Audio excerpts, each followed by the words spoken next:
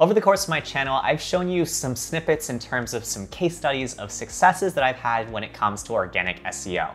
But that being said, it's not always something that happens overnight. So in today's video, I'm gonna be sharing with you the 3-month versus 9-month results for a blog that I've been building that's been seeing a ton of growth because we've been consistent with our content strategy. So the first thing we need to do before we actually jump into the numbers is understand exactly what the high-level content strategy has been for this respective blog.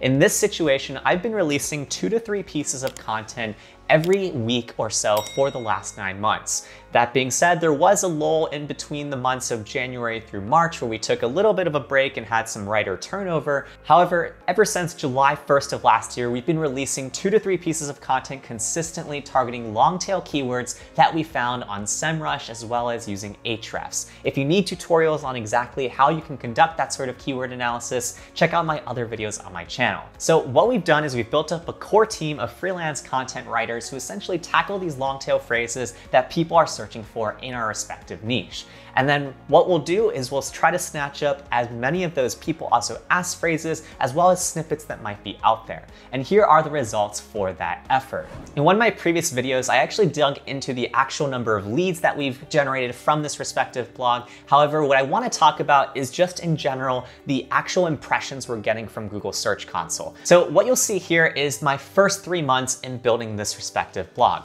This starts on July 1st of 2021 and it ends on October 31st of 2021. And what you can tell is that pretty much for the first month or so that we are producing content, there's really no real traction to show for that effort. If you were to isolate for July 1st all the way up until the end of July, not much has changed from the beginning to the end of that month. However, you'll notice that things start to grow between 7/31 of 2021 and then the end of the following month, in which now we're starting to see some traction for our respective efforts. That said, everything is not always up and to the right. There are some weeks in which things go up, other things go down, but the important thing that we emphasized within our content strategy and our team was that we needed to create enough content for Google to understand what our website was all about, specifically our blog. And so what we did was we committed to this strategy, and what you can tell is that over time, between all of these respective months, what's happening is we are starting to see more and more traction. So this, now I actually realized July, August, September, October. I'm showing you a 4-month snapshot, but essentially what you'll see is that if you were to even just cut it off at the end of the September time period, you're starting to actually see traction with respect to this respective blog. That said though, this really is only the tip of the iceberg because if we were to have just stopped committing to creating content at this point, we would have missed out on what we then see in the following months at the 9-month mark. So let's go ahead and take a look at what that looks like from the longer time horizon. So the next screenshot that I'm gonna show you is from July 1st all the way up until the end of April, give or take.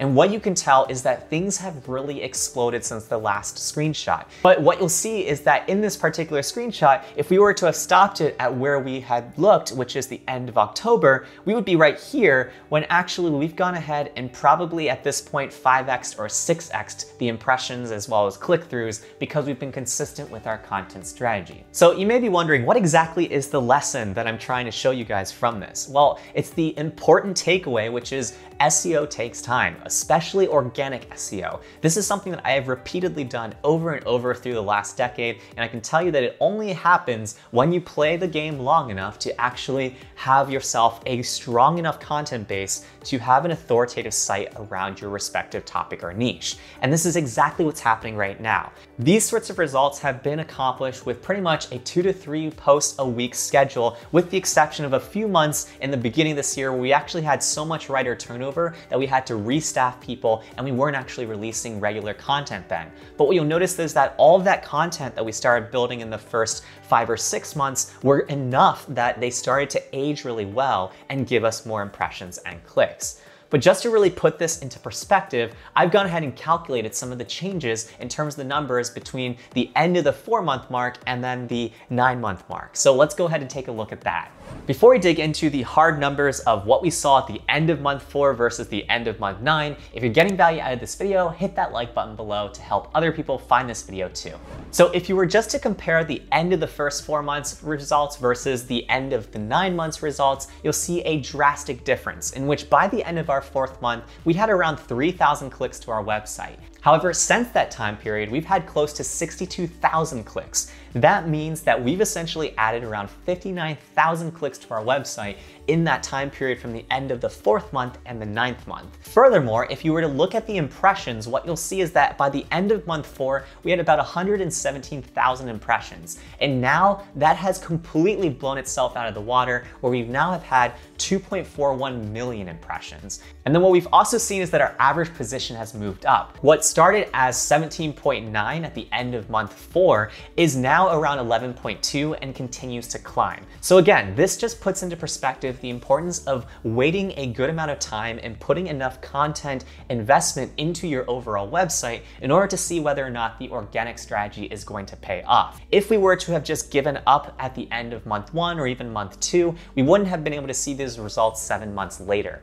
And furthermore, if we had just stopped producing content, we wouldn't continue to see the snowballing effect that is happening on our site. So the reason why this is so exciting to us is because this blog is really just a lead gen magnet for our business. It's not the core thing we're doing. We're not putting ads on our blog. It all drives back to generating leads for our SaaS business. And the reason why that's important is because what we're noticing is that the increase in overall topical relevance and authority on these different long tail phrases that people are searching for in our niche are also leading to more core traffic to the main domain. In other words, our organic traffic, when you look at our SEMrush profile, has pretty much tripled in that 9 months that we've started building this blog. So that's really cool because not only is our blog bringing in new leads and whatnot, but it's also increasing the overall page ranks of all of our core domain web pages as well that are outside of our blog. What this really does is it points out to you the importance of having an organic content strategy. I think a lot of times B2B SaaS companies or B2C SaaS companies don't have strong enough organic SEO strategies when they're really just leaving money on the table as well as opportunities on the table if they were to invest in these sorts of strategies. Hopefully from taking a look at this Search Console snapshot of the end of month 4 and month 9, you can see just how powerful it can be if you commit to a long-term content strategy. If you like this video, hit that like button below, subscribe for more content, and then if you're